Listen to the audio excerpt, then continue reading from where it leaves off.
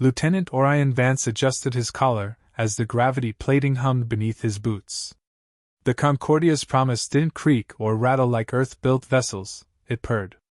Alien design, diplomatic gloss, and tension baked into the walls. Every corridor was engineered to look harmless, which made the silence in the chamber of equal voices feel like a loaded weapon. The chamber lights dimmed to accommodate species without visible spectrum vision. Velista stood at the far end, composed, still, alien. She shimmered like glass in moonlight, tall and narrow, with skin not so much colored as carved from light. Bioluminescent patterns pulsed beneath the surface in geometric spirals.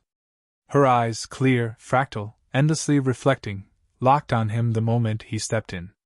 Orion offered a short bow. Lieutenant Vance, Cultural Liaison, Earth Delegation. Velista did not bow. Her voice came as a harmonic note, like chords played on a distant piano. I know who you are.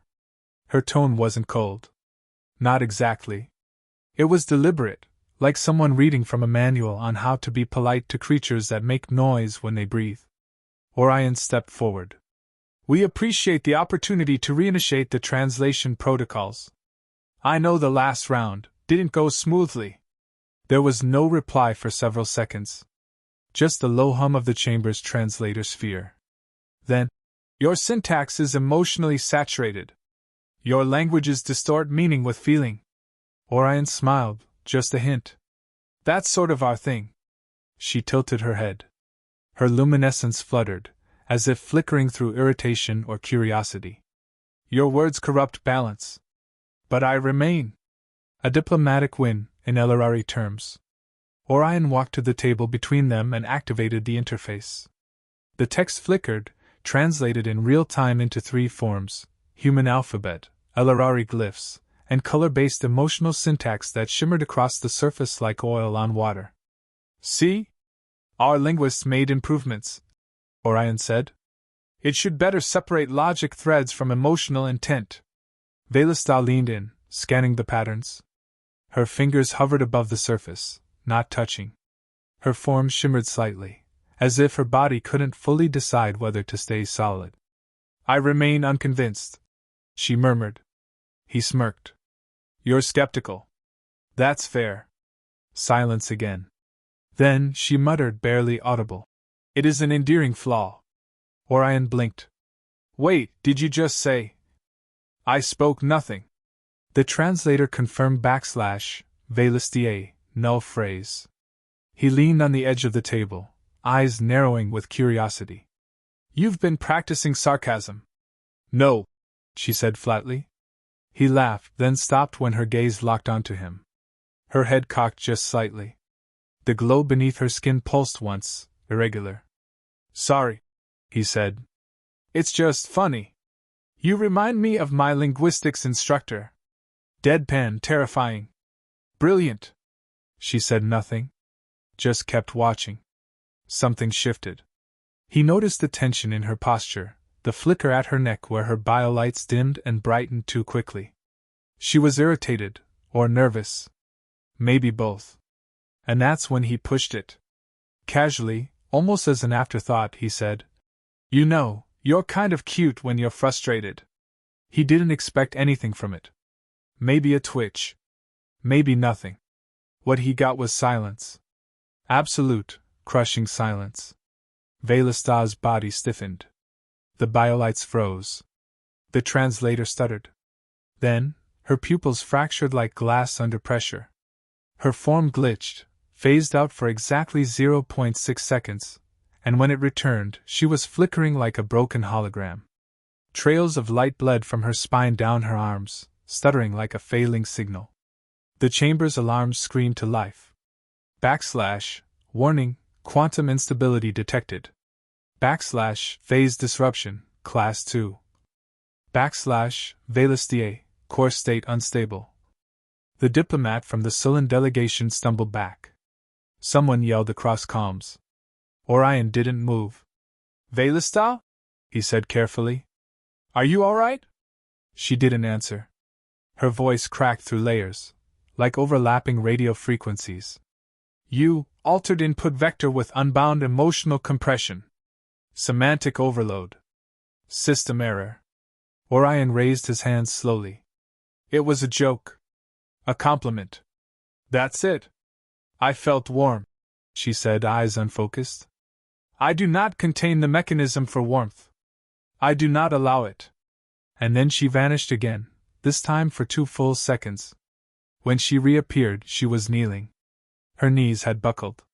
The tail of her form, once smooth, now crackled with blue flame, energy arcing from its tip, lighting the chamber in surreal flickers.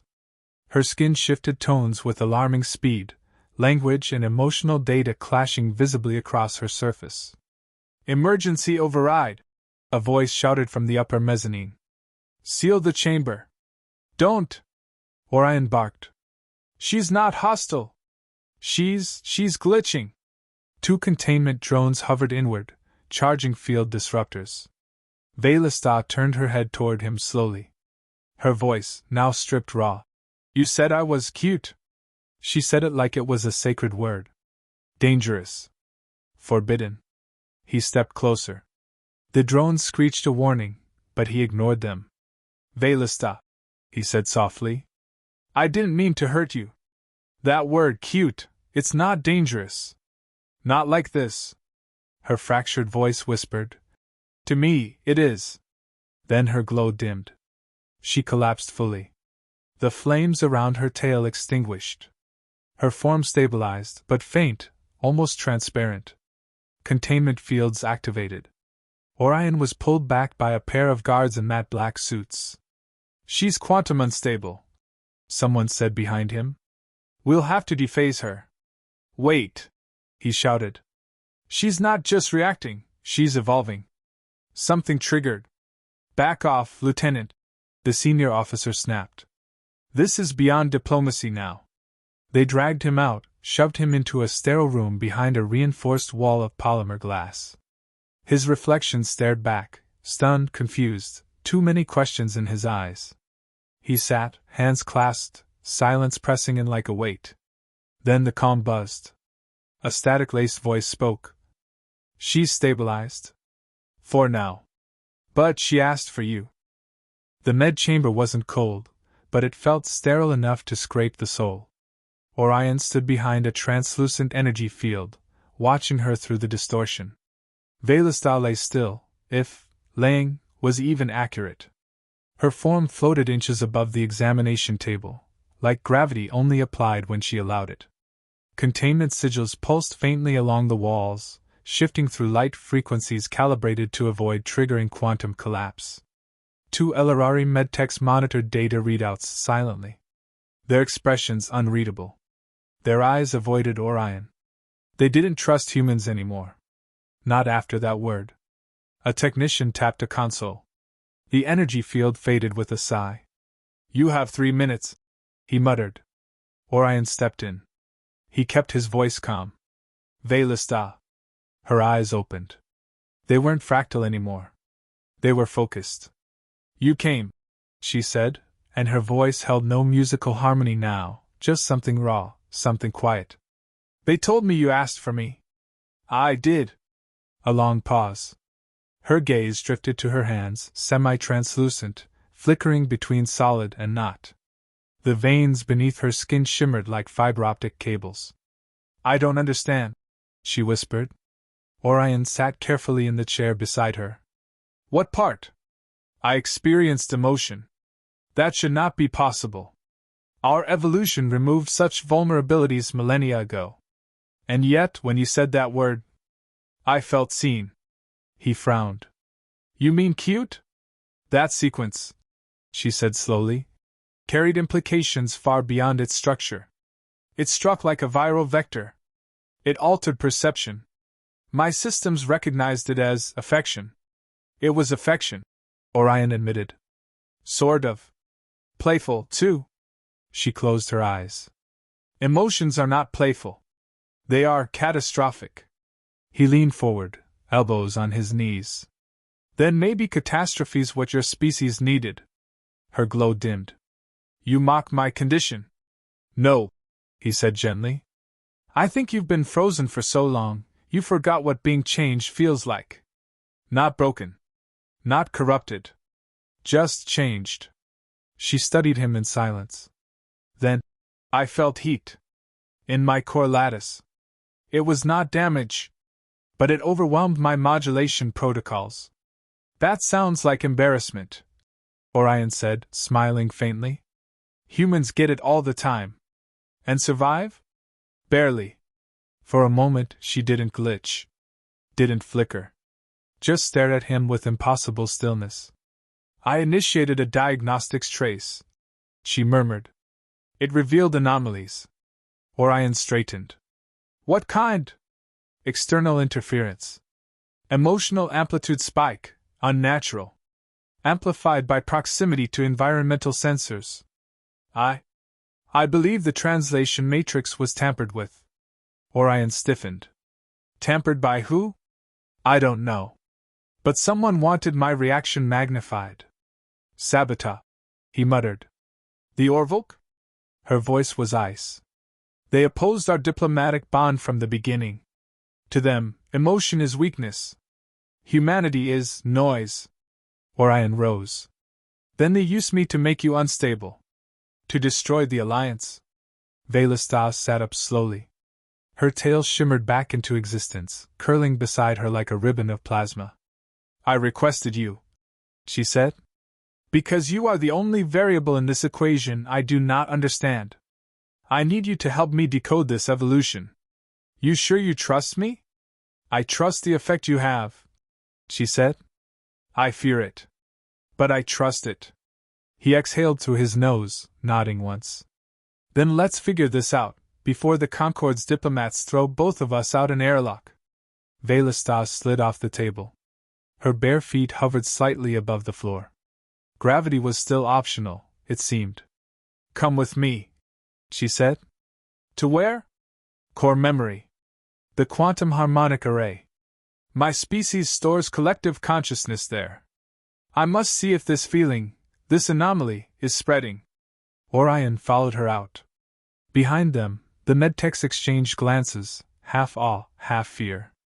They moved through the ship's underlayers, far beneath the diplomatic chambers. The walls changed here, organic, fluid, pulsing with gentle light. This part of the Concordia had been grown, not built. Elarari tech, fused with living matter, singing softly in a language of frequencies. They reached a chamber shaped like a spiral, curving inward toward a crystalline pedestal. The quantum harmonic array pulsed at its center, neither machine nor mind, but both. Velastas stepped forward, placing her hand on the structure. A surge of light rushed upward. Glyphs, colors, even smells filled the air. Orion winced. It's like synesthesia in here. I'm searching for feedback across the Elarari network, she said. If my experience caused a ripple, they will feel it. Glyphs spun faster. Lights danced. Her body glowed brighter than he'd seen before. Then it happened. A scream. Not vocal, existential star. Like a data's shriek fell through the bones. Velastas staggered, light pouring from her chest like a wound. Orion rushed forward, grabbing her as she collapsed. What happened? She coughed. Another glitch, another crack in her symmetry. They felt it. Others. Some are reacting. Fragmenting. I've infected the network. He held her upright. You didn't infect them. You awoke something. I need to disconnect. Before it spreads. No, Orion snapped. Don't you see? This means emotion can coexist with your state. You're evolving. Not breaking. She gritted her teeth. This will cause civil collapse. He stared into her fragmented eyes. Then help them adapt. Just like you're trying to. She trembled. Then the chamber's inner wall pulsed. A red spiral formed. A signal. Unknown language. Unrecognized format.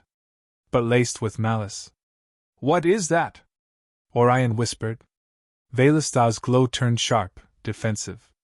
The Orvuk. They're broadcasting through the array. Hijacking our resonance. Then they're not just sabotaging you. Orion realized. They're trying to corrupt the entire network. Velastar stepped back from the pedestal. They mean to tear us apart from within. Orion looked at her. No flicker. No instability. Just a quiet fury beneath the surface. You asked what emotion does? He said. Now's your answer. She met his gaze and smiled. The faintest, smallest curve of her lips. It makes war personal. The alarm started low, just a vibration in the floor, like the hum of a storm still over the horizon. By the time Orion and Velastar reached the upper junction, the hum had become a wail. Alert, network breach detected, core array compromised. They burst through the corridor into the Concordia's central core. Here, beneath transparent panels of living glass, the ship's harmonic spine pulsed with shifting energy. Veins of thought, data, memory. The Elorari's most sacred construct, now flickering under assault. Dozens of dignitaries, guards, and techs clustered around the elevated control platform. Most of them turned when Velastar entered, some recoiled. One delegate from the Solon actually hissed. Orion stepped in front of her instinctively. She's not your problem. She's the solution. The room didn't believe him. Senior Commander Draelon of the Concord Council, a centauri with ice-colored plating and a spine of ridged horns, stepped forward. The Elorari array is destabilizing. We have direct evidence this began during your private contact. Orion's jaw tightened. That contact saved her life. Draelon ignored him. The Council has voted. Velastar is to be removed from the harmonic field immediately. She will be placed under stasis until containment procedures. No, Velastar said, her voice low but resonant. The room fell silent. I will not be frozen because I changed. Changed? Draelon asked. You're bleeding quantum radiation across a diplomatic vessel. I am becoming something new, she said, stepping forward. Her skin shimmered with strange, shifting patterns, no longer geometric, but fluid. Emotional. Alive. You fear what I represent. But what I represent is possible. The Council wavered. Then the wall exploded. A silent burst, concussive, sharp. The far panel split outward in a halo of burning gas as 3 Orvok agents stepped through the breach, armed with resonance disruptors. Their faces were masked, bodies sheathed in black lattice suits. They didn't fire. They broadcast. Waves of encoded capes rippled into the chamber, raw signal intended to rupture Elorari minds. Orion clutched his head, dizzy from the pressure, but Velastar didn't flinch. You broadcast fear, she said. One Orvok agent stepped forward, their voice distorted and digital. Your kind was never meant to evolve. Your control was sacred. You let the humans corrupt you. And now, Velastar replied, you will witness what corruption becomes when it adapts. She extended her hand. The light that formed wasn't sharp, wasn't weaponized, it welcomed. A resonance burst, perfectly tuned, not to repel, but to respond. Her skin ignited in swirling light, and her tail, now a flowing ribbon of flame, lashed outward. She vanished. Not glitched. Not broken. Transcended. And when she reappeared behind the Orvok agents, the harmonic field around her had synced to her new pattern. Reality bowed slightly around her form. She no longer shimmered erratically. She radiated. She whispered a frequency. The disruptors died in the Orvok's hands. The agents froze, caught in the loop of their own fear. Then they dropped. Alive. Unconscious. Harmless. The council chamber was silent, stunned. Orion exhaled, stepped forward. You didn't destroy them. I didn't need to, Velastar replied. They couldn't survive what I've become. He looked at her. Really looked. Her posture had changed, still elegant, but grounded. Her presence wasn't flickering anymore. She belonged in real space now. You stabilized, he said softly. No, she corrected. I chose not to collapse. The chamber's central interface flickered. The harmonic field synced to her rhythm.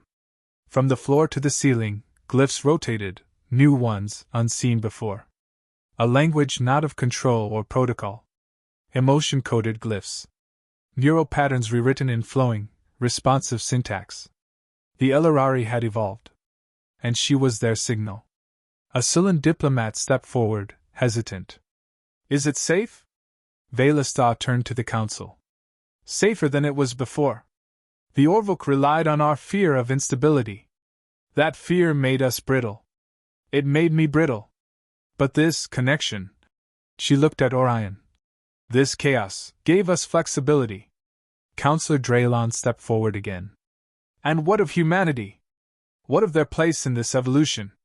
Velastar looked at Orion. Then she smiled. Small. Measured. But undeniably real. Humanity reminded us that strength isn't just containment. Sometimes it's surrender. To curiosity. To warmth. To change. She walked down from the platform, the flames of her tail dimming to a soft blue glow. They didn't fracture us, she said. They finished what we started. Later, in the observation deck, Earthlight filtered through the station's shields, casting pale gold across Orion's face. Velastar stood beside him, quiet for a long time. He broke the silence. So, what now? We build again, she said. Differently. He looked at her, the softness of her features now more expressive than before. You scared the hell out of me back there. She tilted her head. Was that not cute? He chuckled. You're learning.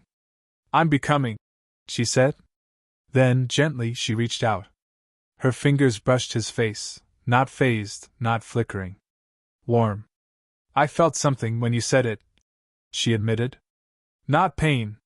Not instability. Just presence. And it mattered. Orion leaned into her touch. You matter. For a long moment, neither of them spoke. Just starlight. Just silence. Then, with a voice barely above a whisper, she added. Still cute, though.